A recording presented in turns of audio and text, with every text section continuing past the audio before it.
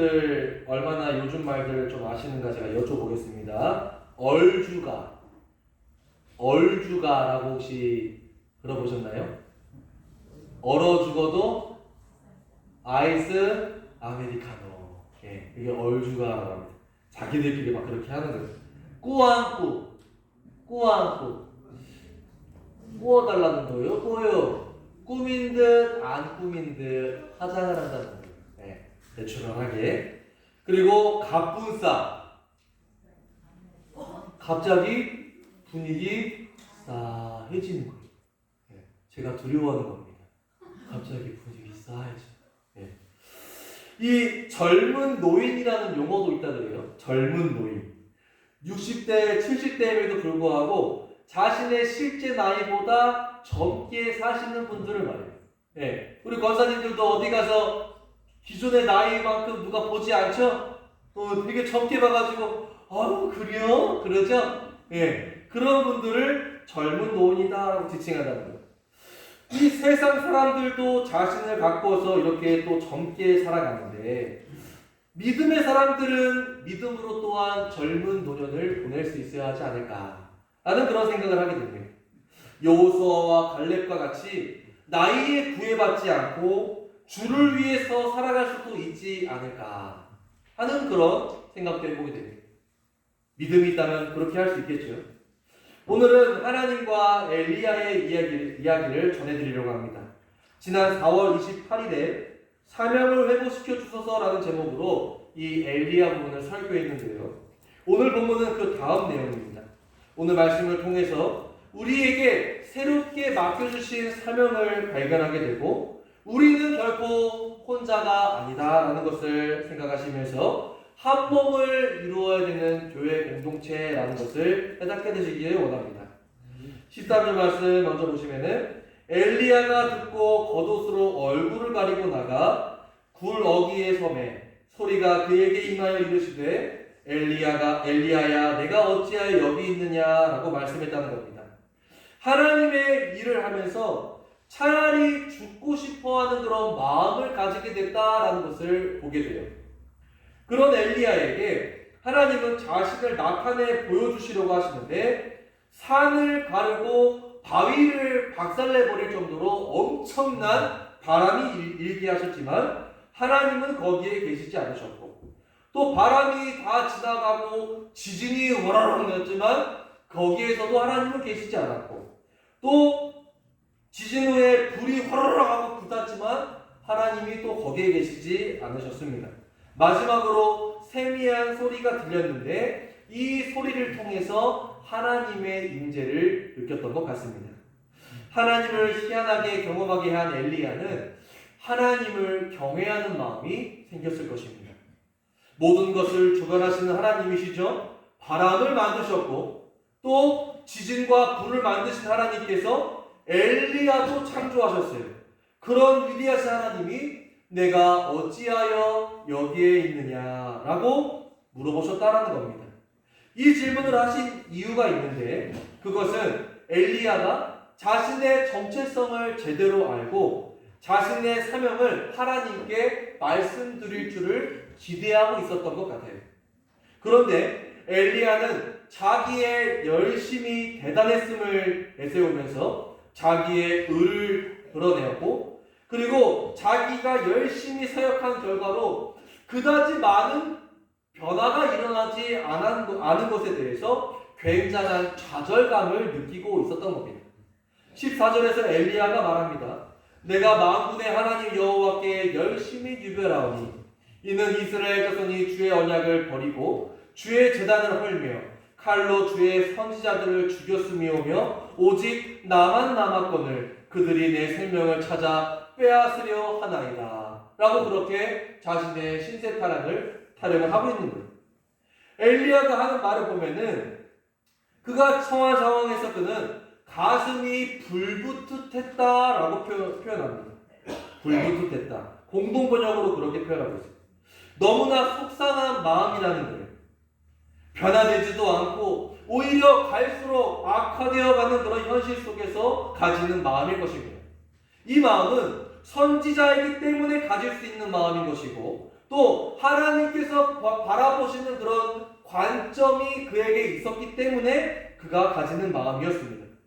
저도 기도하면서 말씀 보면서 또 일상생활 속에서 살다가 자연스럽게 이 부분을 설교하면 좋겠다 하는 그런 영감을 주실 때가 있습니다. 어떤 때는 또 기쁨으로, 어떤 때는 또 슬픈 마음을 가지고 또 선포를 하게 되죠. 그러면 본문에서 엘리야는 왜 가슴이 불붙는다, 왜 엘리야는 가슴이 속상하다 라고 그렇게 말하고 있는 것일까? 그 이유를 살펴보겠습니다. 먼저 첫 번째는 이스라엘 자손들이 주의 언약을 버렸기 때문이다 라고 말합니다. 이스라엘 백성들을 향한 하나님의 마음은 뭐였냐면 말씀을 지켜 행하라는 것이었습니다. 말씀대로 너희가 살면 내가 너에게 모든 것을 다 해주겠다라는 그런 약속을 해줬어요. 다윗 왕에게도 하나님께서는 기름을 부으시면서 다윗 왕이 왕의 역할을 잘 감당할 수 있는 그런 능력과 힘도 주시고, 그리고 또 그의 자손들이 대대로 하나님 앞에서 복받게 될 것이라고 또한 약속을 해주셨습니다. 그런데 그가 말씀을 버리고 하나님 앞에 죄를 지었기 때문에 그에게 하나님께서는 크게 진노하셨습니다. 이스라엘 백성들도 하나님의 언약을 버렸습니다. 지금 본문에서 말하는 엘리야 시대에만 하나님을 버린 것이 아니었죠. 아담과 하와 때로 거슬러 올라가 봐도 그때부터 하나님을 말씀을 버린 것은 그때부터 시작됐다라는 겁니다. 늘상 있었던 일이었다는 거예요. 불순종의 죄로 인해서 에덴 동산에서 쫓겨나서 죽을 때까지 고생하는 인생이 되었습니다. 출애굽했을 때에도 광야에서 그들은 또 하나님의 언약을 버렸습니다. 시내산에서 살아계신 하나님을 경험했음에도 그들은 금송아지를 만들어 절함으로써 하나님을 배반하고 말씀을 버렸습니다. 또 두 번째, 주의 제단을 얼었다고 말합니다.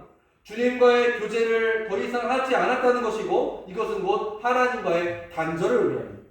하나님은 인간과 교제하시고자 자신의 형상대로 창조하셨고 또한 생기를 불어넣으셨습니다. 그런데 하나님과의 단절을 택했다라는 것은 굉장히 어리석은 짓이죠. 하나님은 친히 또 우리 가운데 예수님까지 보내주시면서 죄와 단절되었던 하나님과의 관계를 예수님의 그 십자가의 죽으심을 통해서 또한 우리로 하여금 다시 관계를 이루어 가셨습니다. 또 세 번째로는 선지자들을 죽였다고 말합니다. 하나님의 말씀을 대언할 자들이 선지자인데 그 선지자들을 죽였습니다. 하나님의 아들 예수님을 십자가에 못 박았던 종교 지도자들만 보더라도 그들은 말씀대로 살지 않았고 또한 말씀을 믿지 않았습니다. 하나님과 교제하려는 마음보다 자신의 높은 자리를 드러내려는 일들에 바빴습니다. 그 결과 선지자들을 그들이 또한 죽인 것과도 같죠. 이렇게 이스라엘 백성들이 하나님의 말씀도 지키지 않고 또 하나님과 교제도 하려 하지 않고 또 하나님의 말씀을 대언할 선지자들까지 다 죽였다고 그렇게 말합니다. 그리고 마지막으로 오직 나만 남았거늘 그들이 내 생명을 찾아 빼앗으려 한다라고 그렇게 말씀드립니다. 주위에 있는 동료 선지자들도 다 죽고 이제 남은 선지자는 자기 하나밖에 안 남았습니다. 그리고 나머지 있는 자신마저도 죽이려고 한다는 것이죠.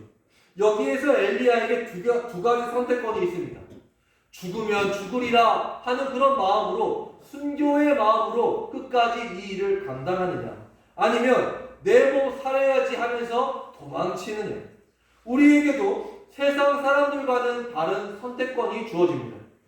육체의 일과 성령의 일 둘 중에 성도님들이 한 가지를 선택해야 한다면 육체를 위한 일이 아니라 성령의 일, 하나님께서 기뻐하시는 그 일을 선택하시기를 바랍니다.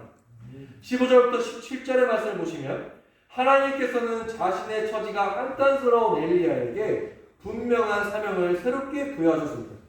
좌절했던 그가 고개를 들 수 있도록 하나님께서는 식어가는 그의 열정에 장작을 더 불어 넣어주셔서 불을 지펴주셨다는 겁니다.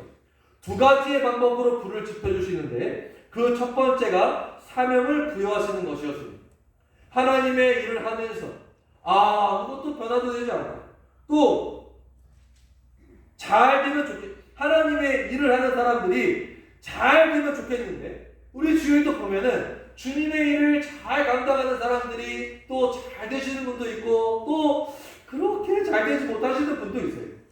자신의 처지를 바라보면서 한탄하며 우울해하는 그런 엘리야에게 하나님은 지난주 예수님께서 또 제자를 마태를 부르시면서 하시는 말씀처럼 나를 따르라 강하게 말씀하시면서 사명을 주셨습니다.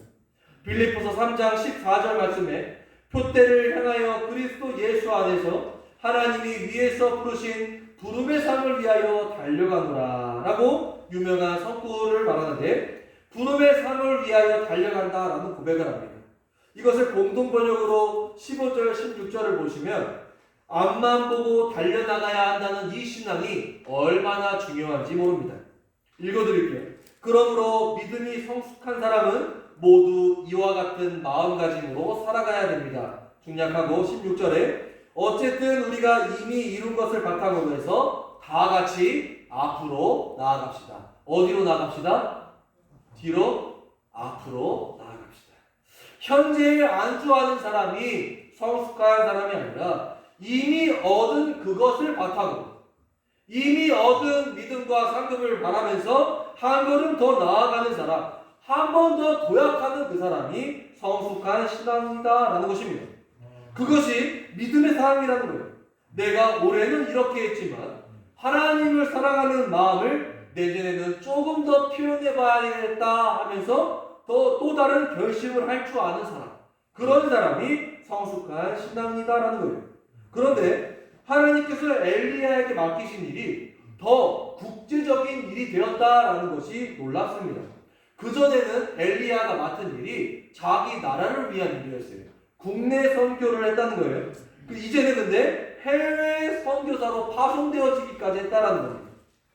더 큰 일을 맡기신 것이라고 보면 됩니다. 하나님은 이렇듯 먼저 적은 일을 맡기십니다. 처음부터 큰 일을 맡기셔서 부담을 주시거나 또 배려가 적은 하나님이 아니시라는 것.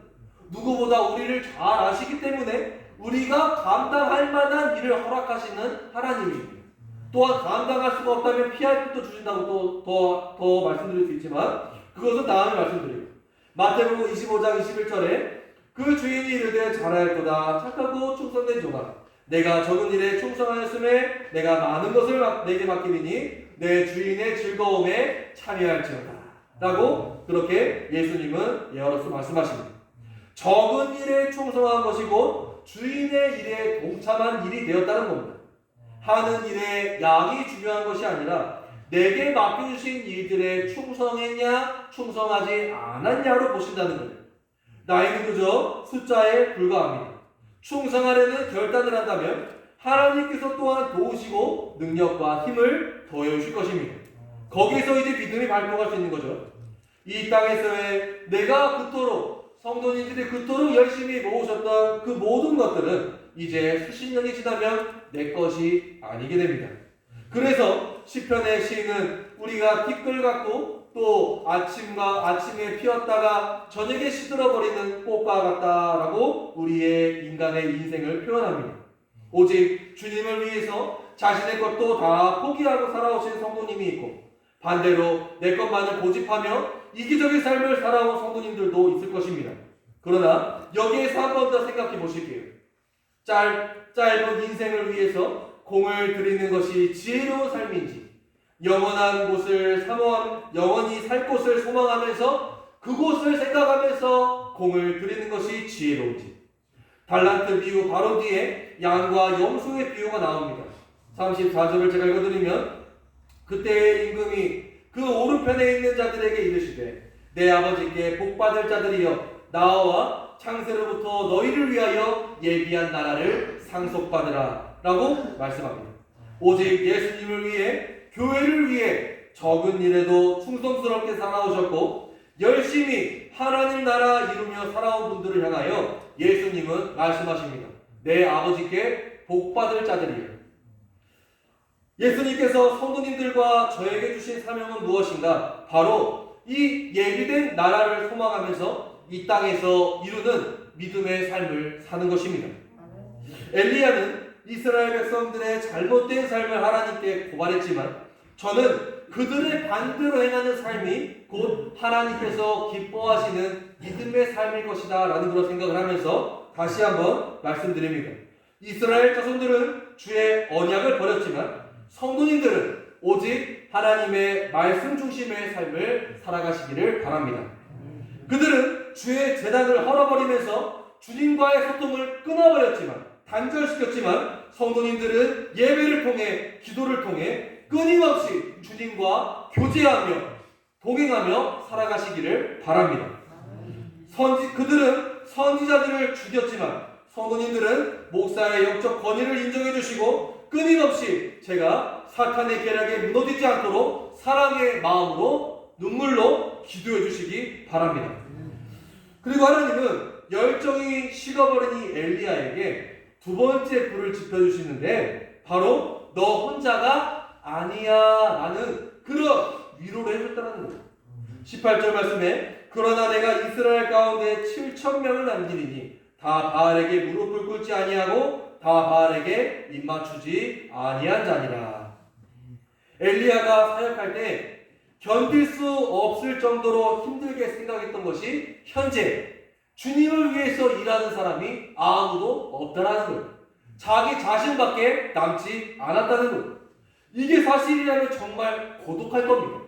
앞으로도 혼자 몇십 명, 몇백 명, 몇천 명을 상대해야 되는데 나의 육신은 갈수록 나이가 들고 또 힘들어지니 참으로 자신의 상황이 처량하게 느껴질 수도 있기 때문에 굉장히 외로웠을 거예요. 또한 우리 교회만 보더라도 우리보다 더 어려운 교회도 있고 더 어려움에 있는 그런 목사님들도 있을 수 있습니다. 그래도 저에게는 50여 명의 성도님들이 계십니다. 저는 몇몇 분의 응원의 말들과 또한 말씀대로 또 실천하시는 그런 모습들에 감동을 받습니다. 성도님들이 하나님의 말씀에 순종하는 삶을 사신다면 하나님께서 이런 나도 사용하고 계시는구나 하면서 하나님의 위로를 받게 된다는 거예요. 지난 주일에 한 분이 차량 운행을 지원하셨다고 말씀드렸잖아요. 비록 상황이 여의치 않아서 하실 수가 없게 되었지만 저는 속상하지 않았습니다. 저는 오히려 가능성을 봤습니다. 하나님께서 나를 통해서 또한 말씀을 선포하게 하시고 함께 기도했을 때 하나님께서 어떤 누군가에게는 마음에 감동을 주시고 또 하고자 하는 그런 열정을 허락하시는구나 라는 그러한 가능성을 보고 저는 기뻤습니다. 그분에게 참 자원해 주셔서 감사합니다 라는 그런 감사를 드리고 싶은데 그렇게 성도님들이 말씀을 듣고 또한 저를 통해서 또 성도님들이 어떤 변화가 된다라고 한다면은 표현을 해주세요. 표현. 그러면 앞으로 감당할 일들이 더 많아진다 할지라도 저는 기쁨으로 감당할 수 있을 것입니다. 칭찬 싫어할 사람이 누가 있습니까? 착한 일을 통해서 하나님께 영광을 돌리게 하라 라고 말씀하지 않았습니까?